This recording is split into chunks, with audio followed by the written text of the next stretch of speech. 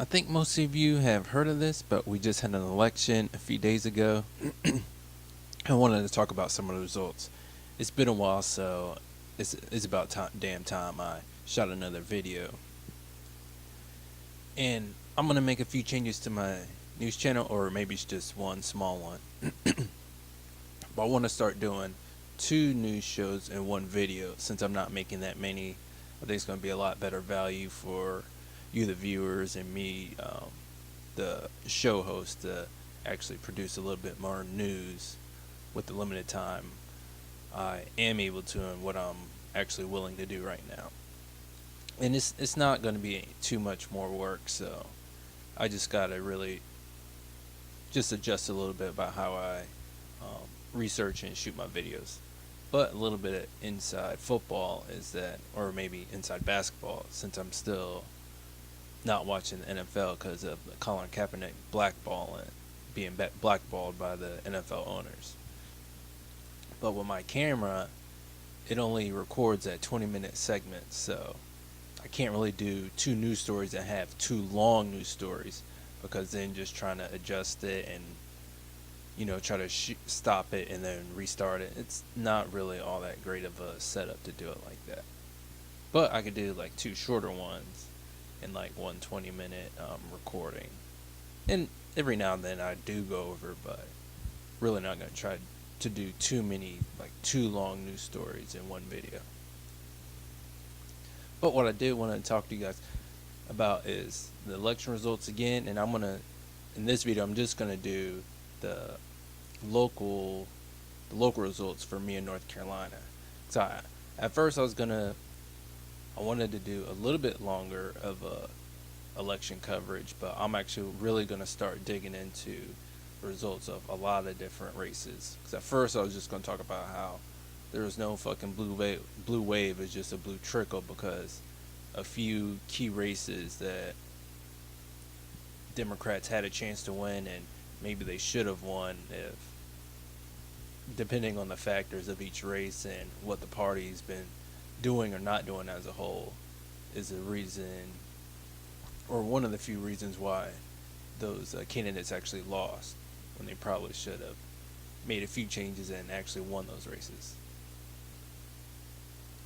But I just want to start off with for the House of Representatives races in North Carolina. And I was just looking at the results, and every single incumbent won.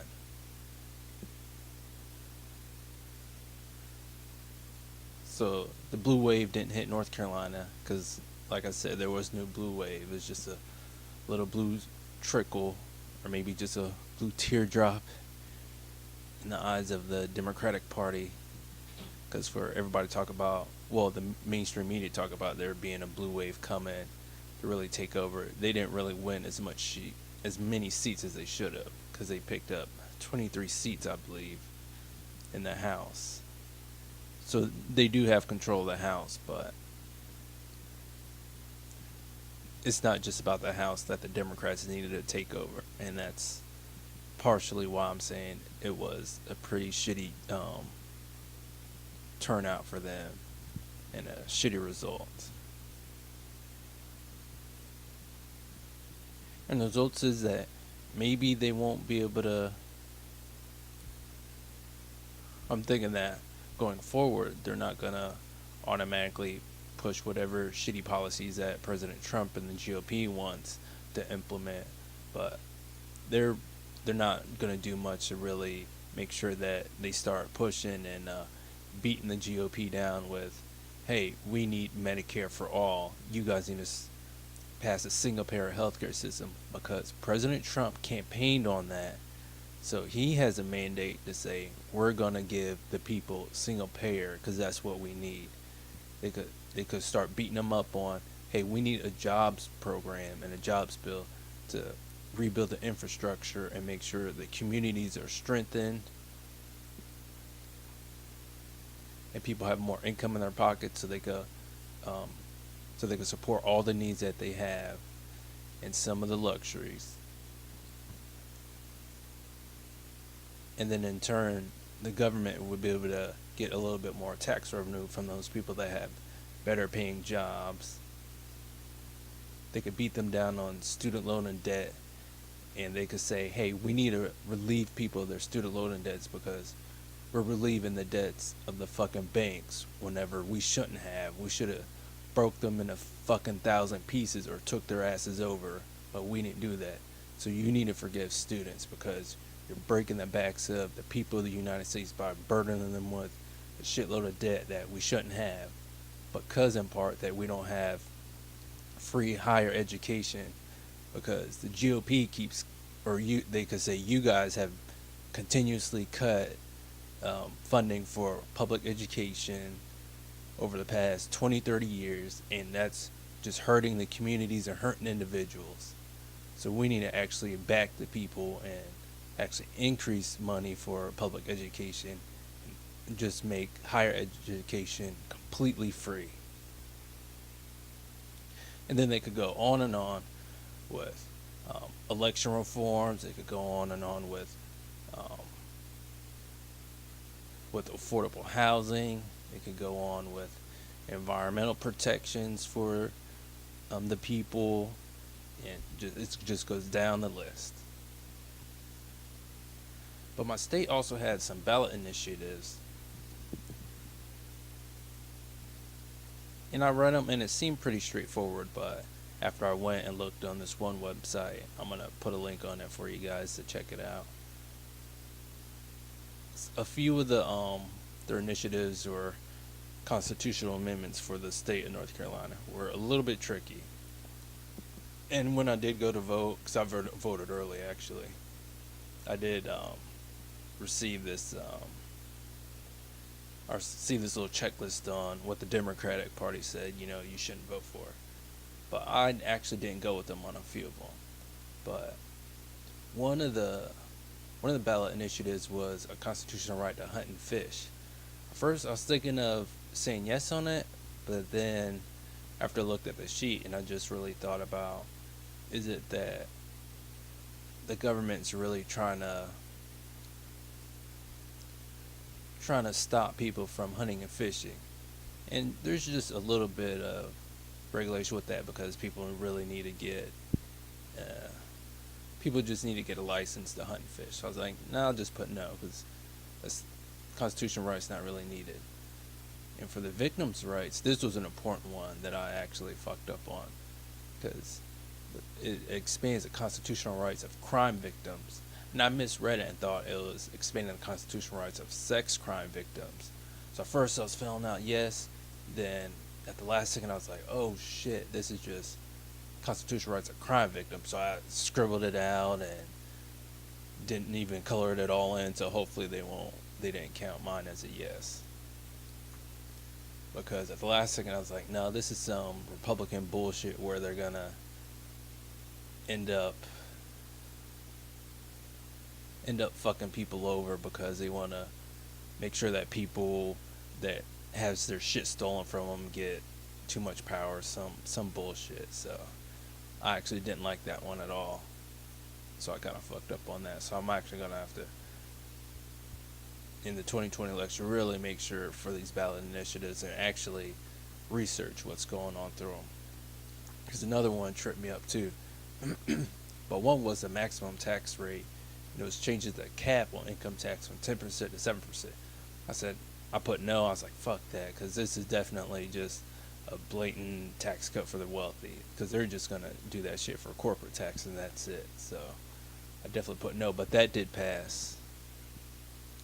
And the victim rights expansion actually did pass, so I was disappointed in seeing that.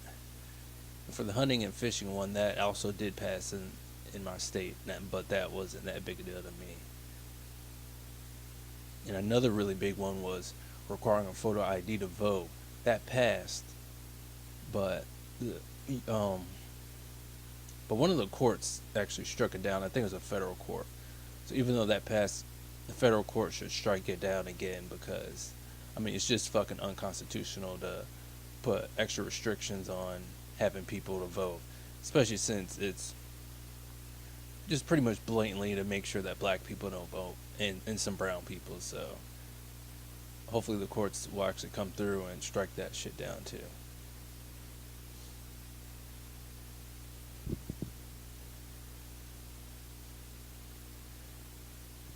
And another really important initiative they had on here was the judicial vacancy, and it limited the governor's power, so it made the legislator like more responsible for appointing.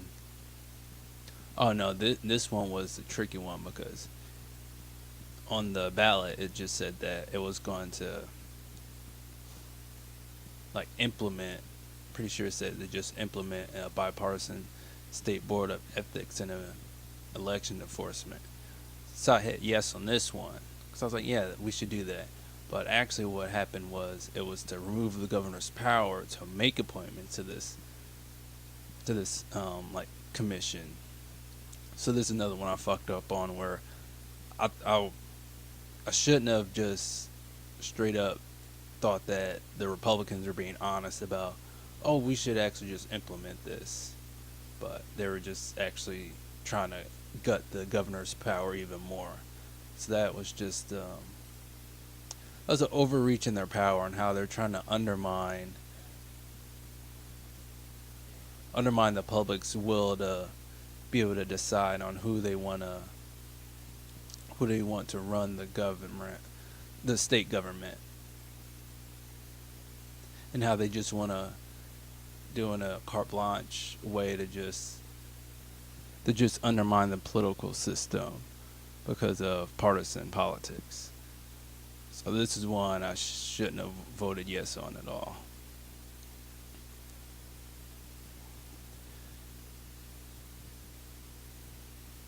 So that one did fail, so that was pretty good. I was glad that one failed. Another one was it was to create a process to involve a commission, a legislator, and a governor to appoint vacant state judicial seats. This one was actually obvious. It was an obvious way for the GOP to say, hey, we want to make sure that the governor doesn't just appoint judicial seats, and how we want all these other legislators to select them and then the governor picks them. So I hit no on that one, and that did not pass. So I was pretty glad that one didn't pass either, because that was just another partisan party. That was another partisan power grab. So, and then of course that's another unethical thing that they're trying to just ram through. So that was pretty good. That failed. And then also what happened is that in North Carolina, that's for the state General Assembly, the Republicans had a supermajority, so they would be able to override Governor Roy Cooper's veto. But now they lost their supermajority, so they can't just automatically just push through whatever legislation they want. So it's good that they lost their supermajority, but I really didn't vote for my state house representative that's in the Democratic Party, because I'm just tired of the bullshit neoliberals in the Democratic Party. So I didn't even vote for like anybody in the top of the ticket. My U.S. House representative, especially since he was a GOP guy, so I wasn't gonna vote for him or anybody for the state offices. So I mostly just voted for the local seats that were up for elections. And then, of course, that one's kind of hard because all the judicial seats are up, and it's a little bit hard to find information on that. So maybe when I'm old and I got more time and I'm retired, maybe then I'll start actually really digging into like some of the decisions these judges are making, and then I can really say, hey, these are the judges you don't want to vote for if you live in North Carolina, because they're just ruling for, say, the corporations all the time. So they're just shitty judges when it comes to actually backing people, that sort of thing.